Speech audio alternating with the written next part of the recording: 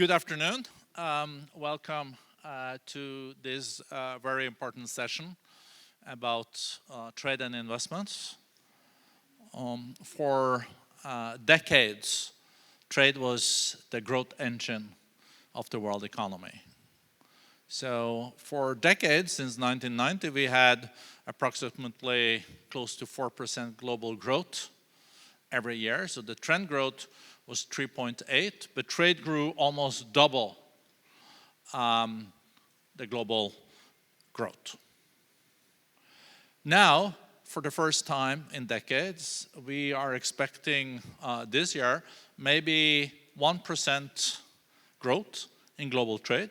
In manufactured goods, we might even see a decline, a contraction, while digital trade and services are growing exponentially. But still, with 1% growth in global trade and 3.2% in global growth, the engine of growth has changed. Trade has changed because it used to be manufactured goods that were the driving factor. Now it's digital trade, as I mentioned, and services. But what is driving then the global economy when trade is not growing that much? And is there a potential for getting trade back on track? Is there a full recovery when it comes to getting back to trend growth without a recovery in the trade? Or are we seeing a shift where the new technologies, frontier technologies, are already the new growth engine? And could we have a win-win with getting trade back on track and have the new technology on top of it, so we maybe see more than 4% growth in the future, especially in developing countries and emerging economies? That is needed. We have a great panel today to discuss this. Some of the leading thought leaders in the field. Let me start to present Rebeca Grynspan. She is the head of UNCTAD, but she's also had a lot of very important positions in the UN and also vice president in her home country, Costa Rica. And I have read also in the newspapers, Rebeca, that you're a candidate for becoming the next Secretary General. And if she was elected, she would be the first woman in the history of the UN. So great to have you here, Rebeca. Let's give her an applause. Then we have my dear friend, Minister of Finance of Turkey, Mr. Şimşek. He is in many ways a magician in the sense that he has got growth back in the Turkish economy. It's growing with 4% this year, so many nations should be envious of that. We also see that inflation is falling, and things are going quite well in the economy. So well that there's pressure on the World Economic Forum now to bring a CEO delegation to Turkey in the spring to meet with the minister and also with President Erdogan. I think we're moving on. We are delivering on that, so great to have you here, Minister. Then we have Mr. Cohen. He is the President of Global Affairs of Goldman Sachs, also a dear friend, also have been working with different US administrations in the past, but also with Google. And then we have His Excellency Ahmad Al-Said, Minister of State for Foreign Trade of Qatar, also quite a successful economy and the best host for this conference. Thank you. So, Rebeca, starting with you, do you think we will see trade playing the role it did in the past for being an engine of growth, or is that like a dream about the past? And how will it look in the future, and what would it take to get trade back on track?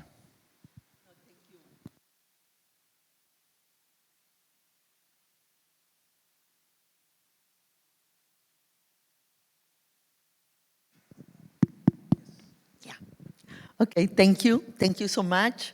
And thank you to Qatar for inviting us to this wonderful forum and Thank you, Børge, for your introduction. But I have different numbers. So for this year, trade will grow 4%.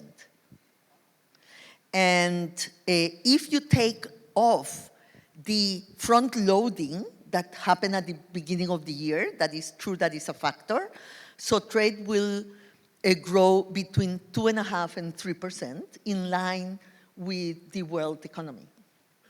So trade has been quite resilient as well as the global economy, because we expected really a very deep deceleration of trade. Part of it is because the worst case scenario didn't happen. And it's true that we don't have like an open trade war in the world. We have tariff going up, but also negotiations, especially, you know, the US and China. And so the worst case scenario has not happened, and so the economy has been better. But there are structural trends that have made trade more resilient. So let me say three, and this is the reason why I'm more optimistic. Three structural trends.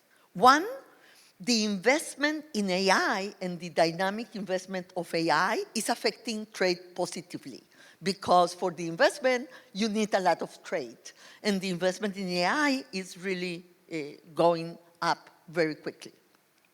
The second one is the global south, because the trade in the global south, south-south trade, is growing at an 8% per year. So obviously, there are more hubs of trade in the world. Multipolarity is true in trade. You have more centers and more actors, and that gives the economy more resilient, because it's more diversified. And the third trend is services. Services is growing, as you said, very quickly. So I will expect next year trade to go more or less in line with the economy.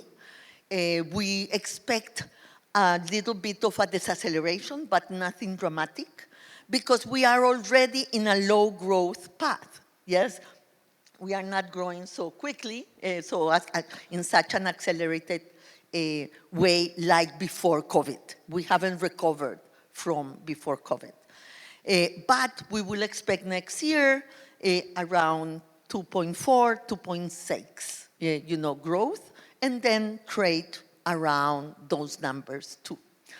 So my last point of not so much optimism is investment, because investment is happening in AI, but it's not happening across the board. And the developing countries are suffering from lack of investment. Total foreign direct investment in Africa is only 2% of the total of the world, only 2%. So in a way, what we are seeing is that if investment does not accelerate much more across the board, and it doesn't go to the developing countries, we will have a divergence of growth, and we will have a problem in many of the countries of the world, because there is no predictability. Investment is suffering from lack of predictability, and as you know, we have been saying that the highest tariff is uncertainty, and that's what we have to tackle. Thank you. Thank you so much, and I'm so glad that we are seeing trade almost on pair with the global growth. But as we know, global growth had an engine of growth behind it, and that was trade. Do you foresee that trade could again become an engine of growth, or is that role no more for the new technologies? And are we going to see a continuation of more growth in services and digital trade? Is manufacturing already contracting the trade in manufacturing, or was my numbers there also too pessimistic? And the last question, how will the trade regime look in the future when there is no multilateral deals anymore? Will there just be plurilaterals of willing and like a spaghetti bowl? If you can answer these 3 questions in 2 minutes, Rebeca, it would be great. This will be easy. All of the above. Manufacturing is subdued and is suffering. Services is the dynamic part of trade, and it will continue. The problem is that in services, trade is more concentrated. And so we have to see what are the consequences, the different consequences for the country. So it's asymmetric in that sense. And if trade will be as dynamic as we saw before, I don't think so. The era of hyper-globalization is over. And so we will have something that is more moderate, but still, for small and medium-sized countries, without trade and investment, we go nowhere. You know, the small countries need trade, and I think that still South-South trade will continue, very dynamic. And lastly, I would say that regional and grouping trade is what is also part of the resilience of what is happening. So we will continue to see that in Africa, the free trade area, and in the CTPP or whatever, because this is very difficult to repeat, in the Pacific, the Trans-Pacific, I think that can be an important pillar of future trade, but 72% of trade still happens within the rules and norms of the WTO. But a lot of it is because of the regional agreements. And so I think that that tendency will continue. Thank you very much for those very excellent answers, and also that I think the conclusion is that trade has shown to be very resilient. So it finds new ways of, it's like water in many ways. To Finance Minister Şimşek, Turkey, a G20 economy, an economy where we know there is a lot of small and medium-sized companies, but also big medium-sized companies producing for the home market, but also big on exporting in some areas. One thing that we haven't mentioned, or I haven't mentioned so far, is this new industry policies of countries. And we see that there are subsidies, there is incentives. It's not called subsidies, but you say that you do R&D, research and development, then you support clusters and all this. So for Turkey, that is now growing 4%. How do you navigate in this new also trading context where level playing field is important? Do you feel that you see things being dumped on Turkey, or how do you deal with that, and how is your outlook as a quite big economy, because you're a G20 economy, a lot of people, how do you navigate in the new, more complex trade and investment terrain? It's great to be back in Doha. Industrial policies clearly have made a comeback. We're not immune to that trend, meaning we've also, certainly we have a number of industrial policy initiatives. But the difference between today and the past, in 70s, it was more import substitution. Today, it's really much better designed, targeted, and ultimately because you deploy public resources. So we're not going back to 1970s, let's put it that way. How do we deal with this fragmentation? First of all, much of Turkey's trade with obviously the rest of the world is rule-based. 62% of our exports are destined to countries where we have free trade agreements. Because we have free trade agreements with 54 countries, and 3 more agreements are pending. So that covers almost 2/3 of our exports. And when we look at the composition of our exports of goods and services, we are the world top 20 export of services, where tourism, medical tourism, and logistics, transportation are big ticket items, construction. We're number 4th in the world in terms of as a tourist destination. So we have a very large services surplus, which we would like to sustain by investing in the hyperscaler data centers, becoming the region's hub for exports of digital services. So we still have an upside there. I think in terms of trade of goods, as I said, we're not immune to what's happening, but certainly when we look at FTA countries combined with immediate neighborhoods, which we feel that we are friend and near, so nearshoring, friendshoring, and rule-based trade accounts for roughly about 80–85% of Turkish exports. So we're not doing anything out of ordinary except focusing on how to boost services trade because local value add is higher. Industrial policies is a byproduct, not necessarily a response to fragmentation, but more about how to move up the value chain. We've identified 8 areas, 30 products by 2030, and we call it HIT 30, and we're going to support these programs with $30 billion of co-investments or investment incentives. And they include robotics, semiconductors, because we are a major producer of white goods. Defense industry is really big. So we're trying to invest in supply chains in some of these areas because we know that risk of disruption is out there. So to keep it short, we continue to remain open. We favor rule-based trade. And that's why we are seeking a free trade agreement with GCC countries. So clearly, we're not afraid of liberal, open, rule-based trade. We have benefited from it. But if fragmentation is there, then we're going to focus on regional integration as an antidote to fragmentation.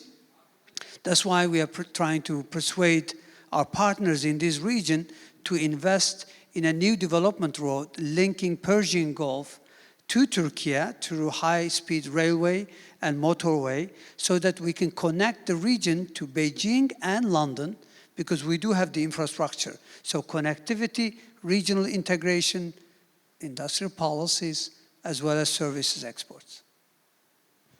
Thank you. And the fact that your economy is also growing 4% is also a testament to that things are working a lot better, both on the fiscal and the monetary policy.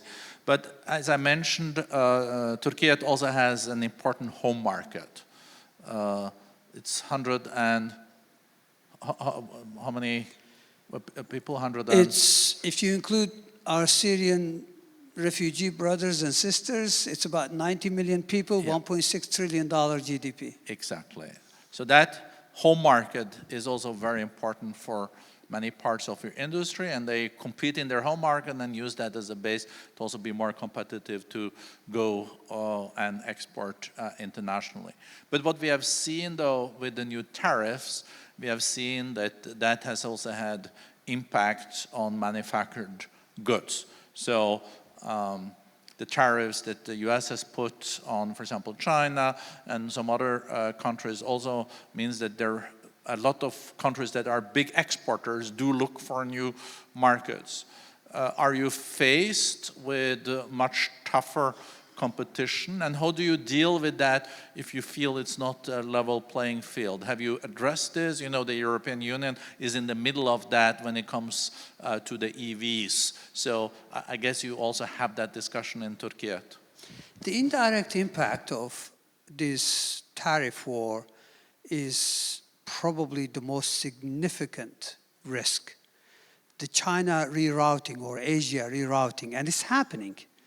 And we are very concerned. So when the news flow that the US and China have reached an agreement, we are delighted because otherwise, countries don't destroy their capacities. They dump, and they do. And we are seeing strong evidence of that. Chinese exports to US are falling sharply, or at least they were, and Chinese exports to us, our third markets, Europe, are rising substantially. We are more worried about not tariffs, but indirect impact of tariffs and also non-tariff barriers. We've been talking to our Chinese counterparts to see how we can balance things out. Their trade surplus vis-a-vis Turkey is like $47 billion. It accounts for more than half of our trade gap. When we talk to them, they say, we're not trying to post a surplus vis-a-vis Turkey. So we say, look, how can we balance things out? For example, let more Chinese to come to Turkey because we are the fourth largest tourist destination. And for that, they cannot walk to Turkey. They need flights, and we need slots. So things like that. But we're talking, we're constructive. We're trying to see how we can address, how we can rebalance things through services, through investments, through financing. So the answer to your question is that clearly no one is immune. And I think the indirect impact for countries like Turkey is much more pronounced because we are the world's 14th largest manufacturing base. And in particular, labor-intensive segments, there are big dislocations. And we're trying to see how we can help. And that's why I think investing in logistics, targeted, smart fiscal policy, addressing, some of these dislocations is going to be very important. So getting people politically, socially to agree that we can fix the side effects of openness is going to be very critical in rebuilding the trade system globally. Thank you. Very interesting. Very interesting. Just two short questions and two short answers. When you took on this job as finance minister, it's now 3 years ago? 2.5. Maybe it feels like a decade, but did you think that you would be able to stabilize the economy so fast in 2.5 years when you took on the job? And the second question, what still keeps you up at night? Well, 2.5 years ago, it seemed like a mission impossible, but we are there. We fixed the fiscal deficit is down to 3%, debt to GDP ratio at 24%. Current account deficit has largely disappeared. We've rebuilt reserves in tune of $120 billion. We have exited contingent liabilities of $140 billion. Growth remained sub-trend. If you look at last 25 years, growth was 5.5%. Now we're down to about 3 to 4%, which is modest, but is still manageable, and unemployment in single digit. The biggest challenge still is inflation. That's what keeps me awake. It's down to around 31% from highs, from mid-70s. Now, sounds crazy, but it's destined to single digit. So we've addressed a lot of concerns. The key challenge is structural transformation that will help make all these gains lasting. And the year 2026, President Erdogan has announced, will be the year of structural reforms, and I'm very optimistic. Congratulations, and thank you for your leadership. When you took it on, Mehmet, since you're a good friend, I thought it was a very difficult job, but I think you're built for those kind of tasks. Let me then go to Jared Cohen. Goldman Sachs economic outlooks and also trade outlooks is something that we do follow very carefully. So what is your read when you look into the crystal ball on global growth in the years to come and trade growth? What is going to be the new growth engine? Is it trade, or is it the new technologies, or is it both?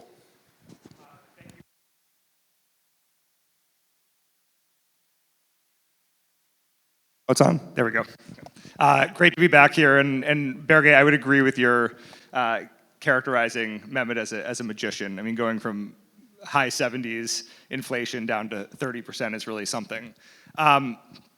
If you look at the numbers, so we're projecting roughly 2.1 average growth between now and 2029. If you look at China, we're estimating roughly 4.7 in 2026, 4.6 in 2027. We have the 4% number for emerging markets. I think what's extraordinary is trade is down year over year with China 26%. There's been a lot of noise around trade this year, and yet the economy has proven remarkably resilient. Before sort of quote Liberation Day, when I would talk to a lot of the kind of sovereigns and big buckets of strategic capital, their thesis was double down on the US, pull back from Europe, sprinkle a little in the Indo-Pacific. For a while, that thesis seemed like it was getting disrupted. There was backpedaling from the US. It does not appear that that has been the case. There was a brief pause, but I think what's interesting is the thesis remains unchanged. What I would say is kind of interesting over the course of the next year, there's sort of three things that I would watch. One is the USMCA is up for renewal. That accounts for 30% of trade.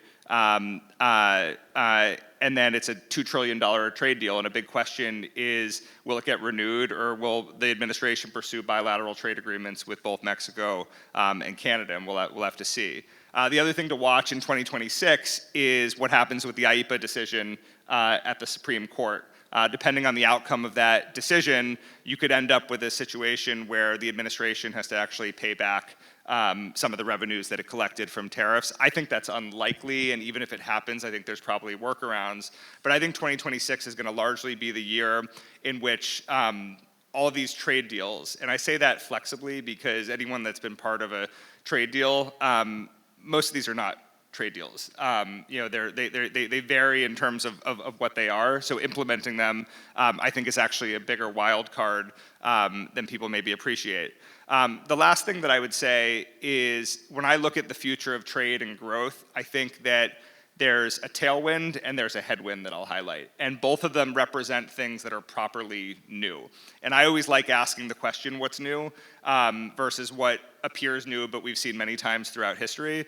Because if something is unique, a proper unique moment, it means you can't really rely on history as a guide to navigate it. So the first is that for all the talk of decoupling and de-risking and trade barriers and this and that, at the end of the day, America's third largest trading partner is China. And so, yes, it's perceived as America's most formidable adversary, but those economies are deeply, deeply locked together.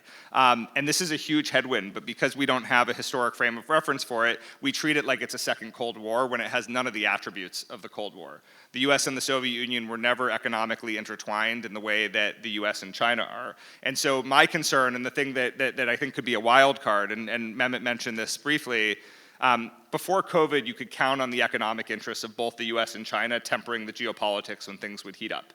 And so you didn't really worry about an economic miscalculation in the same way. Post-COVID, you just had a huge paradigmatic shift where all of a sudden the short-term domestic pressures were leading both countries to pursue short-term geopolitical thinking at the expense of medium and long-term economic consequences. And so all of a sudden, in service of politics and geopolitics, both countries, even though they're dependent on each other for their economies, are capable of making a gross economic miscalculation. The tailwind, and Børge, you alluded to this, is also something that's new. And it's around generative AI, and it's not the cliche thing that everybody says about more money being spent, larger scale, and so forth. That's actually not new. That's part of the natural evolution of technology. What is new is we have never had a technology this important or of any significant importance debut on the world stage in a simultaneous way. The entire world found out about generative AI at the exact same time on November 30th, 2022. And I think part of what is driving so much investment and activity around that space is the entire world is getting after it at once. And so I think that's a tailwind. Do you think there is a risk of AI bubble? Look, I think there's so much money going into this without really knowing what the use cases are. And so it's impossible to rule out the prospect that the market is overheated. except for one caveat, which is there seems to be very few reservations that this technology is more than a fleeting trend, right? And so I think it's a question of timing. So the debates are not, is generative AI the real thing, and our large language model is going to be essential to our future, and blah, blah, blah, all those different things. That's not really where the debate is. The debate is, given how long it's going to take for the use cases to transpire, and for us to capture the efficiencies that will translate into growth, can we keep up at this pace? And then there's all these questions, by the way, about the technological infrastructure. Can you build it fast enough to keep up a pace with the technological development? I think that there's maybe more concern about a technology overbuild around the current thesis associated with generative AI, which is much more around next token prediction. And if we move more towards a multi-agentic context, then the architecture of the data centers may look very different. Very interesting. Just a short follow-up question there, since we know we also have a past at Google and Jigsaw. And it's also referencing what Rebeca said at the outset, is that we are seeing for many developing countries and even emerging economies that the foreign direct investments are in fact going down. We see, I think last year, no, I have to be careful with my numbers, but like an 8% contraction in the FDIs in some of these developing emerging markets economies. So where do you see the trend in the years to come? Is it like the winner takes it all, like we had in the platform economy? We're now seeing also with the new technologies, so all the money will then pour into the traditional markets. And then follow-up question to that again is that now we are in the hardware phase on the new technologies. You need trillions of US dollars, but then we probably go into a software phase too, where you can do applications on this, and that's opening up more for the developing world and emerging economies. So where do you think we are in that phase? So first, where will the money go? Second, when can we also hope for others and not only the big players that are already like private superpowers? Well, right now the bulk of the money is being spent in the US, by the US and by China.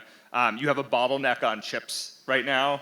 At some point, that's gonna get figured out. We have a bottleneck on baseload power in some countries more than others. The bottlenecks that people don't talk as much about are services, all the people that are required to work on the different things associated with the data centers. That's a real potential choke point. And then also the component parts that make up all the different aspects of a data center.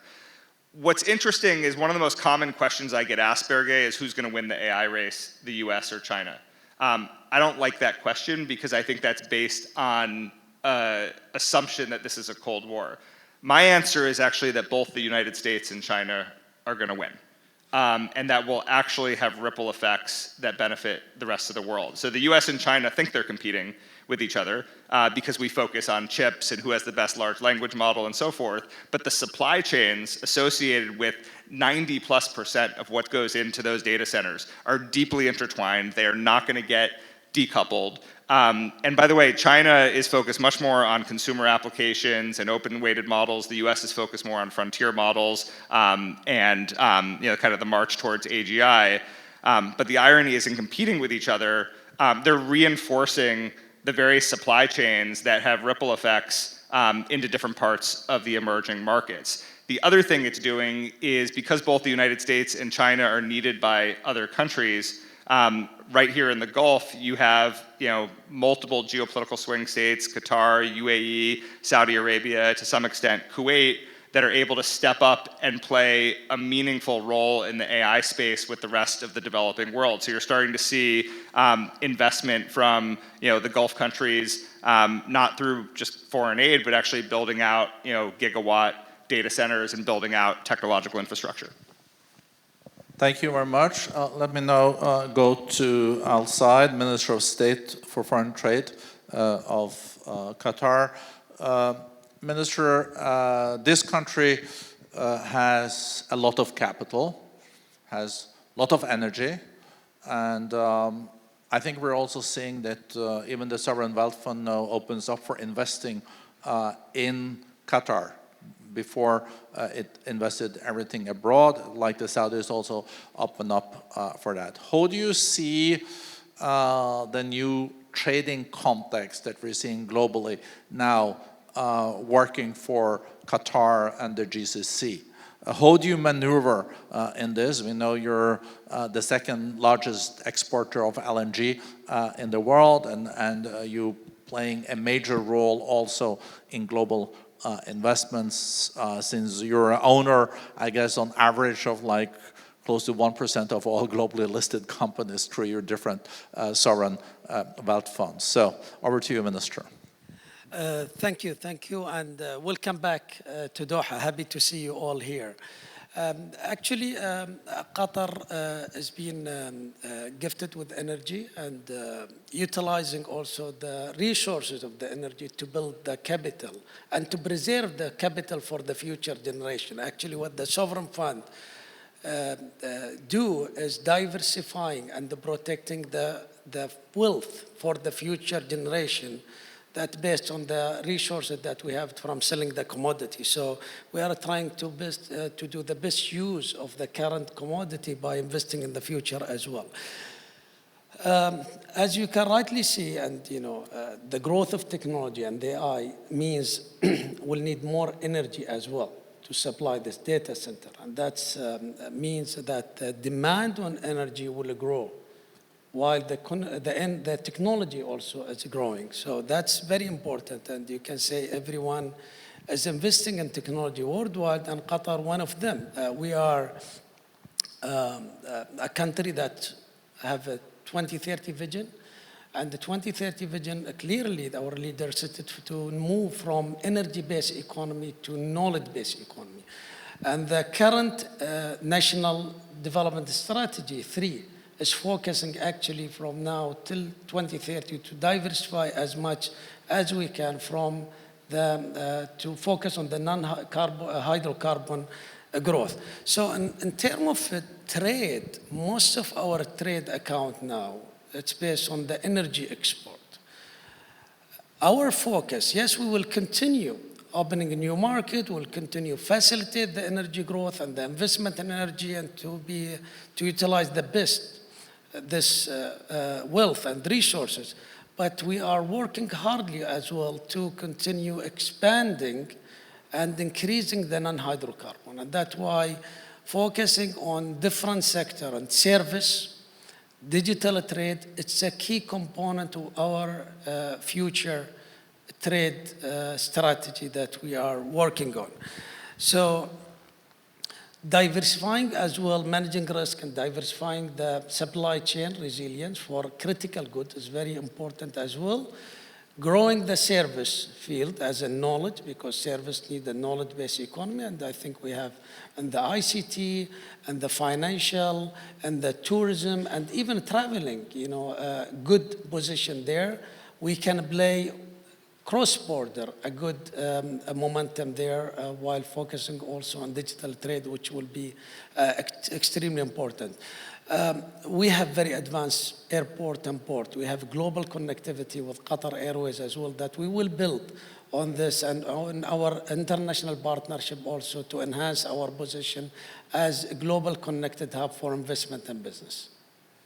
Well, thank you so much, and congratulations also to Qatar for the way you have maneuvered in tough geopolitical times, and also how you have been able to keep up economic growth and also the transition of your economy. We just have 5 minutes left, so I would like to go back shortly to you, Rebeca, and then to Minister Şimşek. You heard what also Jared said about investments, and as a head of UNCTAD, you also are looking after the interest of the developing countries and also emerging economies. How worried are you about that the winner takes it all in this new technology race? Or do you also see some silver linings here because of the lot of young people that are tech savvy in the developing world. And what could we do realistically to support so we don't see increased global inequalities coming out of this? Yeah, that's a wonderful question, Børge, thank you. I am very worried. I will give you two numbers only. 3.4 billion people is living today in countries that are spending more in servicing the debt than on health or education. So if we are talking about AI or we are talking about the digital economy, if you don't invest in education, if you don't invest in health, you won't be able to be there, yes? And we don't have an answer to that. It's a problem that is not getting weaker but stronger because we were betting on interest rates going down faster and growth going up faster. None of these two are happening, so the problem will get worse.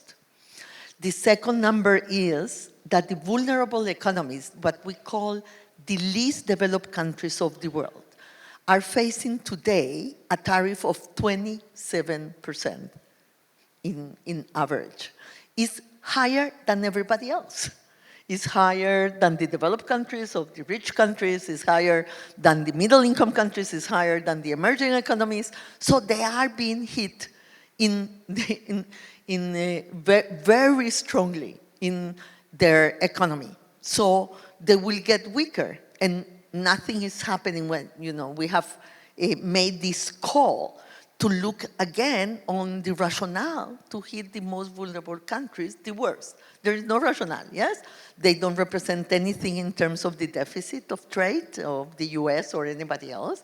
They don't represent any possibility of major, income, and they are not a national security threat. So let's try to help these countries. That's my main message. Are there silver linings? Well, diffusion of technology. How can we accelerate the diffusion of technologies, build the infrastructure, and the skills? Those are the three things, yes? And as I said before, if the private markets are not getting to these countries, so what we need is an international system, the multilateral development banks, to crowd in private investment to get to these countries to do these three things, yes? Skills, infrastructure, and investment. And so there are silver linings, but they are not automatic. So I believe in inclusion by design, not by an automated force. And that will be my call. That sounded like a potential Secretary General of the UN, caring for all the member states. Very shortly, Mr. Şimşek, the world is more indebted than any other time since 1945. And I think Rebeca indirectly alluded to this too, because many countries, not Turkey, and since it's no less than 30% of your GDP ratio of debt, that's a good thing. Not every country are in that situation. Many countries now has the biggest expenditure on their state budget is paying on their interest. But leave that alone. One thing that I guess is also part of your assessment is where to invest money in the future. Because we do see that many developed economies are now using all the incremental money on pensions and welfare, while some countries are using all the incremental money on R&D and to increase productivity on industry policies. How can countries in the so-called traditional OECD countries overcome this, or are they just going to lose competitiveness every year while others will not? Well, we all spend money.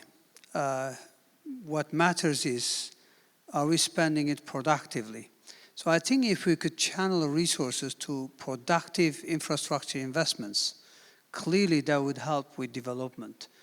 I think was highlighted earlier, investing in human capital in terms of reskilling, upskilling. This is going to be essential, in particular AI readiness is key to taking advantage, even if technology, is allowed to diffuse. If you don't invest in fiber infrastructure, in 5G plus, in human capital, if you don't have proper ecosystem, it's very hard to to use the technology to leapfrog, the immense benefit that it proposes in terms of productivity.